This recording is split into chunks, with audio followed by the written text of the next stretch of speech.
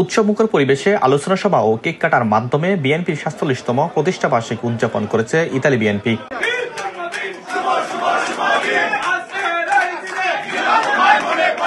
গত মঙ্গলবার রাজধানী রোমের বাংলা টাউনে স্থানীয় একটি রেস্টুরেন্ট হল রুমে বর্ণাঢ্য এই অনুষ্ঠানের সভাপতিত্ব করেন সদ্য সাবেক ভারপ্রাপ্ত সভাপতি আমিনুর রহমান সালাম, সাবেক সিনিয়র যুগ্ম সাধারণ সম্পাদক শাহ মোহাম্মদ তৌহিদ কাদের ও সদস্য আমির হোসেন মোল্লার যৌথ পরিচালনায়।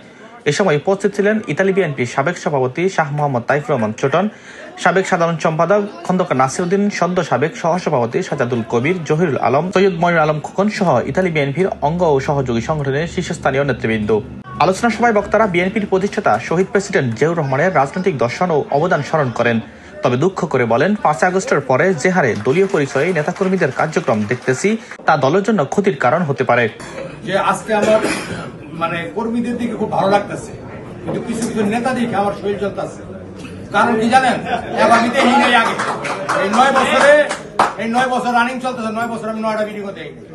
সংগ্রামী নেতৃবৃন্দ, আমি মনে করি আপনারা কর্মীরা যারা আছেন, নেতা যারা আছেন, আমাদেরকে আরেকটু ধৈর্য ধরতে হবে, আর না শেখ হাসিনার মতো আবার আমাদেরকে পালাতে হবে। এই সময় ইতালি বিএনপির কমিটির জন্য সকলকে ধৈর্য ধারণ করার কথা বলেন নেতারা। সংগঠনের সাংগঠনিক নিয়ম যেটা, সেটাকে আপনারা শ্রদ্ধা করেন।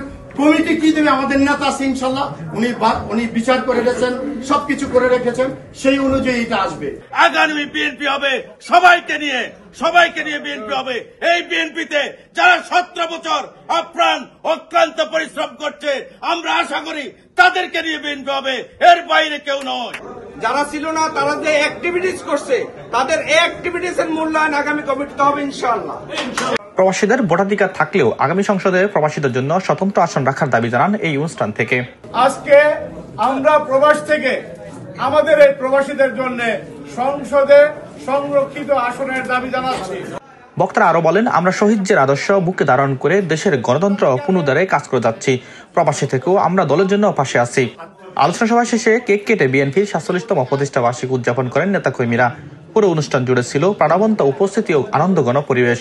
প্রতিষ্ঠা বার্ষিকীর আয়োজন প্রবাসী দলীয় ঐক্য ও সংগঠনের প্রতি প্রবাসী নেতাকর্মীদের আন্তরিকতার প্রতিফলন, এমনটাই মনে করেন আয়োজকরা। Sohel, Dhaka journal, Italy.